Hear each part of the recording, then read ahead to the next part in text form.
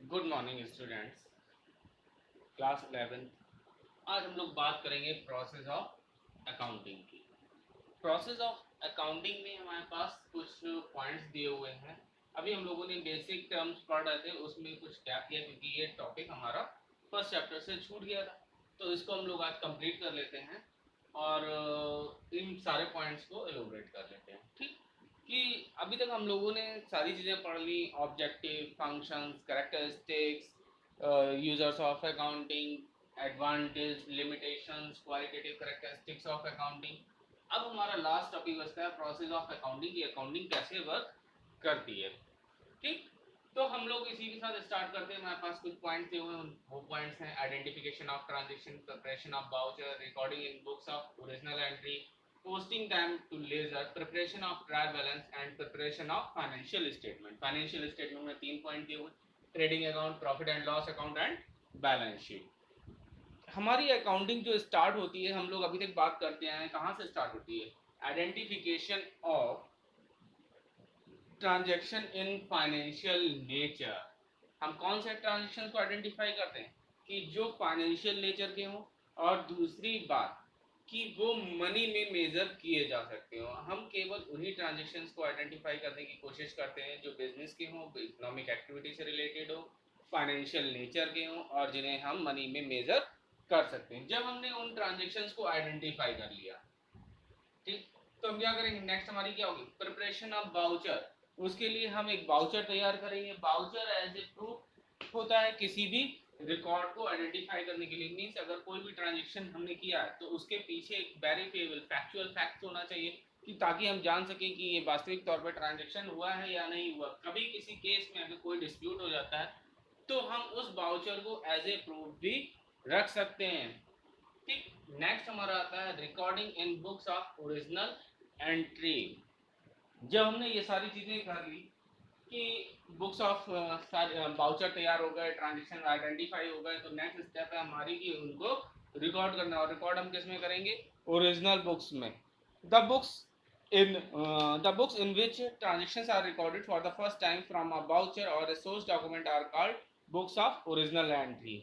Journal is one of the books of original entry in which transactions are recorded in chronological order according to the principle of double entry system। When the size of business is small, it may be possible to record all transactions in the journal, but when the size of business grows, the number of transactions is very large, journal is subdivided into number of books called subjournal or special journal।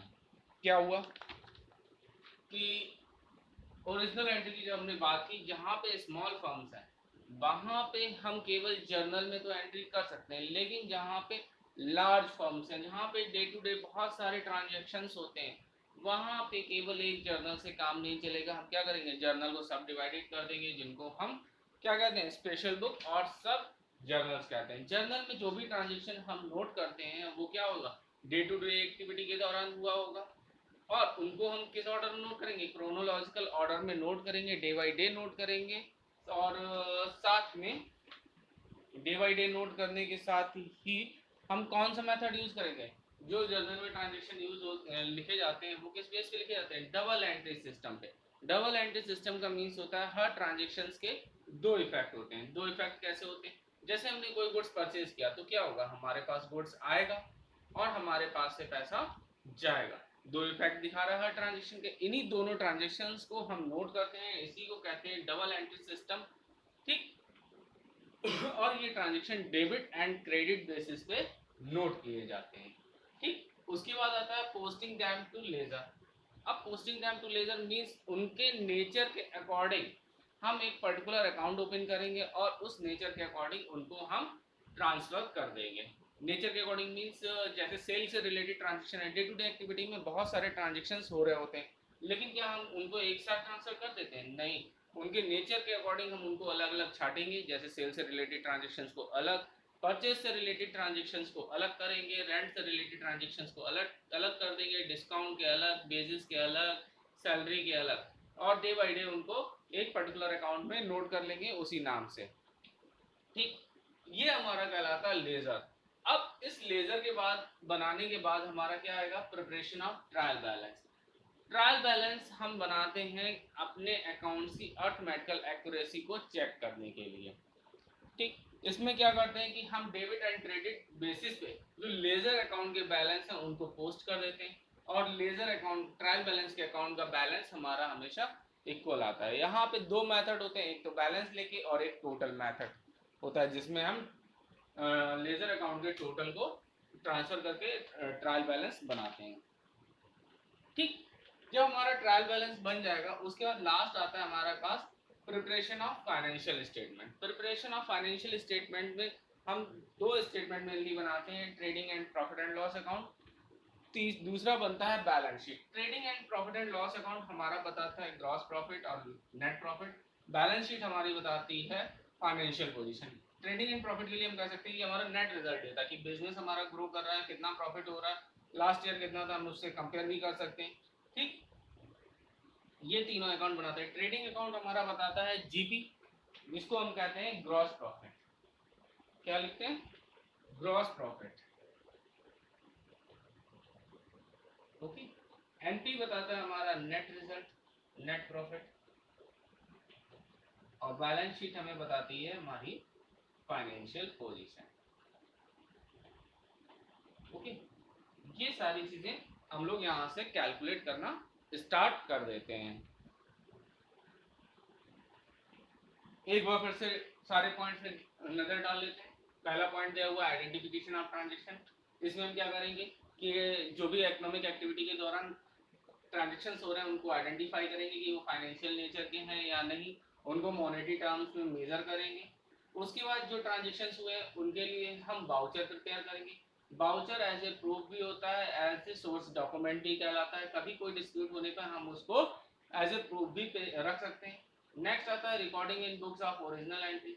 Original entry में entry books में हम हर transaction को note करेंगे, और note करने का method हमारा होगा डबल एंट्री सिस्टम। अगर हमारे स्मॉल फर्म्स हैं तो केवल हम जर्नल में नोट करेंगे, अगर बिग फर्म्स हैं जहाँ पे बहुत सारे ट्रांजेक्शन हो रहे हैं वहाँ पे हम जर्नल को सब डिवाइडेड कर देंगे या जर्नल स्पेशल में नोट करेंगे। यहाँ पे नोट करने के बाद हमारा नेक्स्ट आता है पोस्टिंग दैम टू लेजर। फिर जब हमने पोस्ट कर लिया तो उनको उनके नेचर के अकॉर्डिंग मीन्स एक तरह के ट्रांजेक्शन को सेपरेट हम नोट करते जाएंगे एक पर्टिकुलर अकाउंट के नाम से।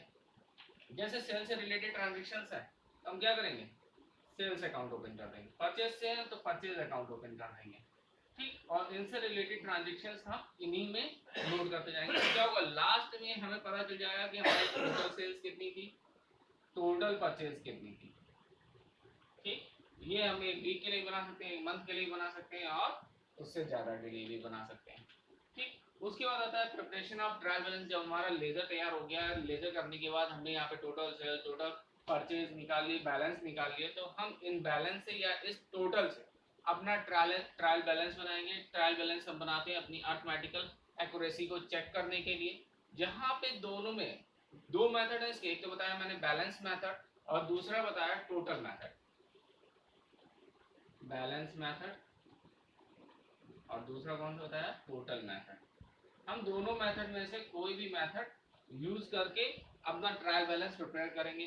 ठीक, ट्रायल बैलेंस प्रिपेयर करने के बाद जब सारे बैलेंसेस आ जाएंगे, और एक चीज ध्यान रखना, तब हम फाइनेंशियल स्टेटमेंट तैयार करेंगे। फाइनेंशियल स्टेटमेंट करने के लिए हमें कौन सा मेथड चाहिए होगा, ट्रायल बैलेंस का, बैलेंस मेथड। कभी भी टोटल मेथड से हम अपनी फाइनेंशियल स्टेटमेंट को प्रिपेयर नहीं करते।